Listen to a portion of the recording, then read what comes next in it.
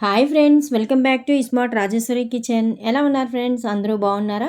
ఈరోజు మన ఇంటి రెసిపీ మునక్కాడ మటన్ అండి. చాలా బాగుంటుంది, చాలా చాలా టేస్టీగా ఉంటుంది. ఒక్కసారి మీరు కూడా ట్రై చేయండి.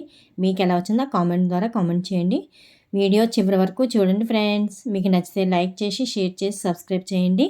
ఇంకా వీడియోలోకి వెళ్ళిపోదాం రండి.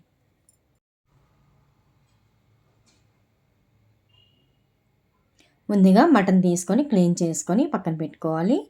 మునక్కాడలు 2 మునక్కాడలు అండి కట్ చేసుకొని అది కూడా కడుక్కొని పక్కన పెట్టుకోవాలి. ముక్కలు చాలా బాగుంటుందండి, చాలా చాలా టేస్టీగా కూడా ఉంటుంది. ఇప్పుడు ముందుగా స్టవ్ వెలిగించి గిన్నె పెట్టి అందులో 3 స్పూన్లు ఆయిల్ వేసి ఉల్లిపాయ, పచ్చిమిర్చి, కరివేపాకు ఆయిల్ మరిగిన తర్వాత వేసుకోవాలి. వేసిన తర్వాత ఉల్లిపాయ, పచ్చిమిర్చి, కరివేపాకు వేగిన తర్వాత వెల్లుల్లి, అల్లము పేస్ట్ 1 స్పూన్ వేసుకొని పచ్చివాసన పోయినంత వరకు వేయించుకోవాలండి. మునక్కాడ ఒంటికి చాలా మంచిదండి. అందుకు మునక్కాడ ఎందులో వేసుకున్న మంచి టేస్ట్ వస్తుంది. మనకి వెల్లుల్లి, అల్లం పేస్ట్ బాగా వేగింది. మటన్ కూర వేసుకోవాలి. ఇది 1/2 కేజీ మటన్ అండి. ఇప్పుడు అది అలా మూత పెట్టి వాటరు ఇంకిపోయినంత వరకు అలాగ మగ్గనివ్వాలి. మీడియంలోనే పెట్టుకొని వాటర్ అంతా పోయినంత వరకు మగ్గనివ్వాలి.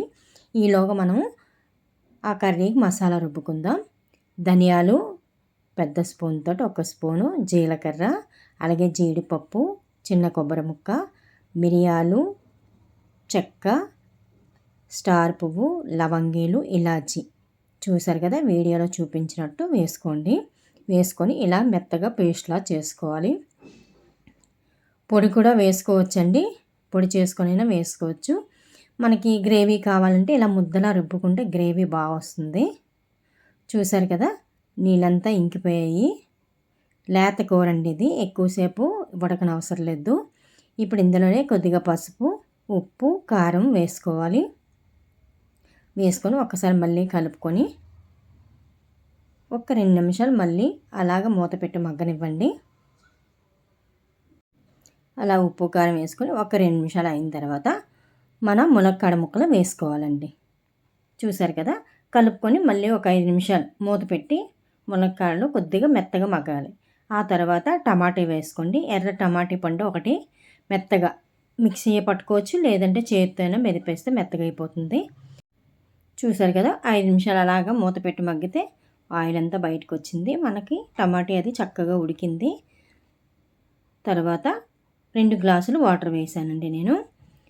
మేక మాంసం లేత కూర కాబట్టి మనకి ఫస్ట్లోనే వేయించినప్పుడు వాటర్ వచ్చింది, ఆ వాటర్లోనే కొద్దిగా ఉడికిపోయింది. అందుకని ఇప్పుడు 2 గ్లాసులు వాటర్ వేస్తున్నానండి. మునక్కాడ ఉడకాలి కదా అందులో. ఇప్పుడు అలాగా మూత పెట్టేసి హైలో ఒక 5 నిమిషాలు పెట్టి, చూసారు కదా, ఇలా వచ్చిన తర్వాత ఇంకా సిమ్లో పెట్టేసి మూత పెట్టేసి అలా ఉడికితే చక్కగా మునక్కాడ మటను చక్కగా ఉడుకుతుంది. చక్కగా ముక్కకి ఉప్పు కారం పడుతుంది మునక్కాడకి, మటన్కి. ఇప్పుడు దగ్గరికి అయింది కదా, మనం రుబ్బుకున్నాం కదా కొబ్బరి, జీడిపప్పు, అలాగే ధనియాలు, జీలకర్రది పేస్ట్ చేసుకున్నాం కదా, అది వేసుకోవాలి. వేసుకొని ఇంకా మీడియంలో పెట్టుకొని ఒక పావు గంట అలాగ మగ్గనిస్తే మనకు కూర రెడీ అయిపోయిందండి. చూడండి ఎంత ఎమ్మీగా ఉందో. ఇంకా మునక్కాడ మటను రెడీ. చూడండి ఎంత బాగుందో. లాస్ట్గా కొత్తిమీర వేసి ఇంక దించేసుకొని వేడివేడిగా వడ్డించుకొని తినడమే ఫ్రెండ్స్. చాలా టేస్ట్గా ఉంటుంది. మీరు కూడా ఒకసారి ట్రై చేయండి. అలాగే మీరు చేసుకొని మీకు ఎలా వచ్చిందో కామెంట్ ద్వారా కామెంట్ చేయండి. నచ్చితే ఒక లైక్ చేసి, షేర్ చేసి, సబ్స్క్రైబ్ చేయండి. మళ్ళీ మంచి వీడియోతో వస్తా friends. Thank you for watching. Bye bye.